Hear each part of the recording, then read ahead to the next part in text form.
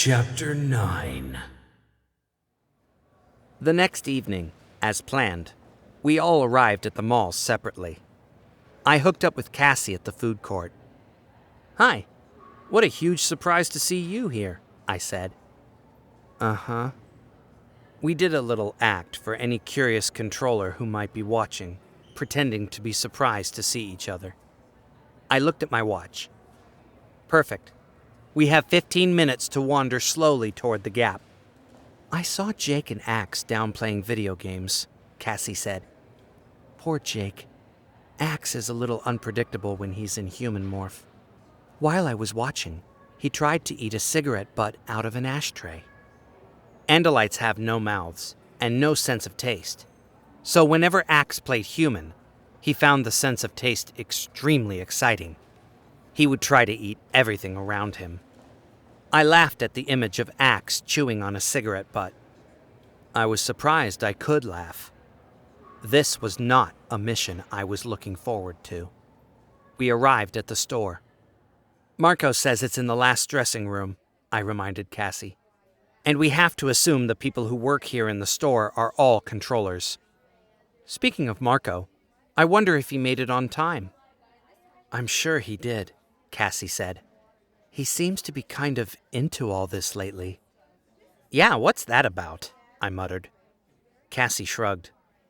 "People change, I guess. I feel sorry for Tobias, not being able to come along. It'll tear him up. On the other hand, I'm jealous." I nodded in agreement. I was feeling hyper again. Jazzed. The way I usually did before we set out to do something dangerous. Only more so this time. I'll admit it. The Yerk pool scared me. The idea of that awful place made me sick at heart, and now we were going back down there. "Time to go to the dressing room," I said. "Pick something out you want to try on." Cassie looked at me blankly. "Like what?" I rolled my eyes. Cassie cannot shop. She is shopping impaired. "Just pretend you're me. Grab a sweater or something." I spotted Jake and Axe across the room.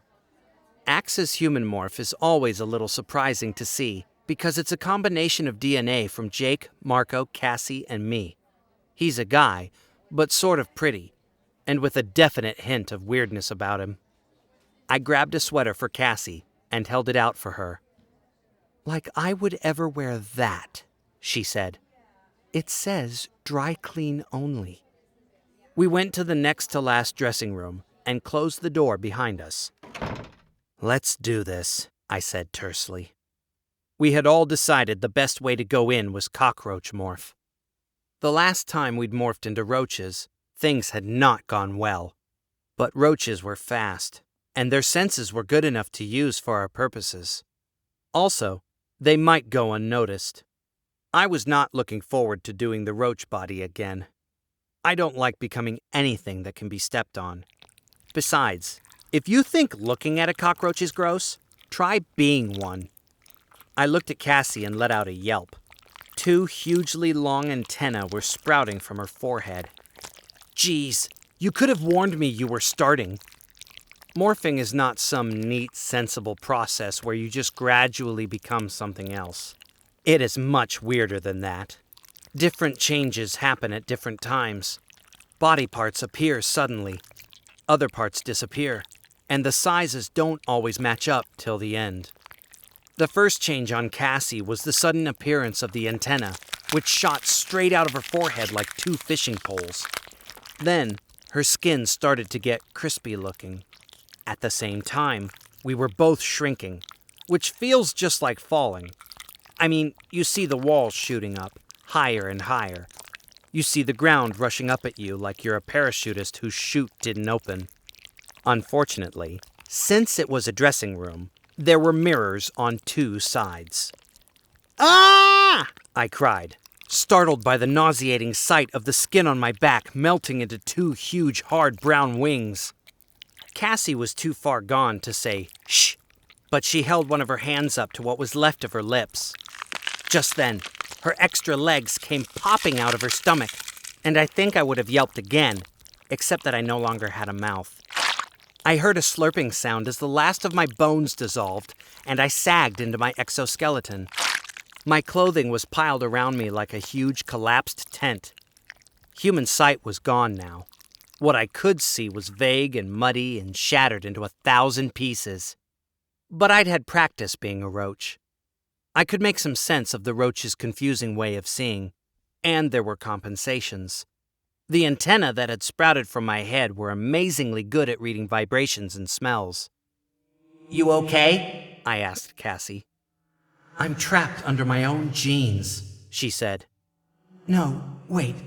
There. I'm out. I see you, I said. Yikes! Look out! There are pins all over the carpet. The straight pins were steel shafts that looked as big around as the crossbar of a swing set. The sharp ends didn't seem very sharp at this size, and the blunt ends were like big steel beach balls. Okay, let's get out of the way, I said.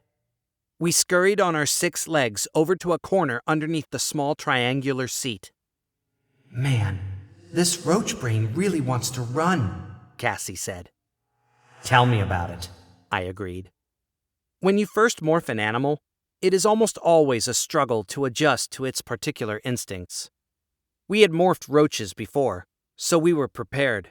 But the first time I had become a roach, it was all I could do to control the panic. Even now, the roach's jumpy instincts were barely under control. Run, it said. Run! I heard loud, crashing vibrations. Something huge moved over our heads. I couldn't see well enough to recognize him, but a few seconds later, he began to morph down into our world. Who is that? I asked. Me, Marco. What, you don't recognize me? After that came Axe, who had to morph back into his Andalite body and then into a roach. Jake grabbed all the clothing we had shed, stuffed it into a bag, and took it away to store in one of the coin lockers out in the mall. Then he came back and morphed into his own cockroach form. His own outer clothing would be sacrificed, left in the dressing room.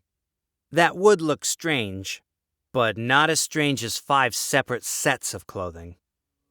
Okay, boys, girls, and bugs, Marco said. This has taken about 15 minutes, which means we are already down to 1 hour and 45 minutes in morph. And this is not a morph I want to be stuck in. Amen. Let's move out, Jake said. We scampered like a very tiny, very gross army beneath the divider that separated us from the next dressing room. This was the dressing room Marco believed led to the yerk pool. We can hide up under the seat, I said. One of the cooler parts of being a roach is the ability to walk right up most walls. We shot up the wall and cowered beneath the roof formed by the little triangular seat. I rested, facing straight up on the wall. Tiny spines at the end of my legs gripped the small bumps of the painted wall. I could see 2 of the others just above me, parked like low-slung tobacco-brown cars. Their antennae waved around just as mine did, picking up scents, feeling vibrations. And then, quite suddenly, it happened. The door of the dressing room opened. A shape so tall it might as well have been a skyscraper came into the room. We have company, Marco announced. As if we hadn't noticed. As if our little roach brains weren't screaming at us, "Run, run, run!" Then, I heard a soft snap. The mirror on the back wall of the dressing room swung open. I felt an assault of damp air, rich with a mineral scent. I had smelled that aroma before. Memories came rushing into my head. Memories I wished I could forget. Let's go, Jake yelled. We tore down the wall, hit the carpet, and blazed for the doorway. The feet of the controller were just ahead of us. Monstrous building-sized shoes that lifted and swung ahead, disappearing from sight. In we went after the controller. The door closed behind us. We're in, Jake said. Oh, goody, Marco replied.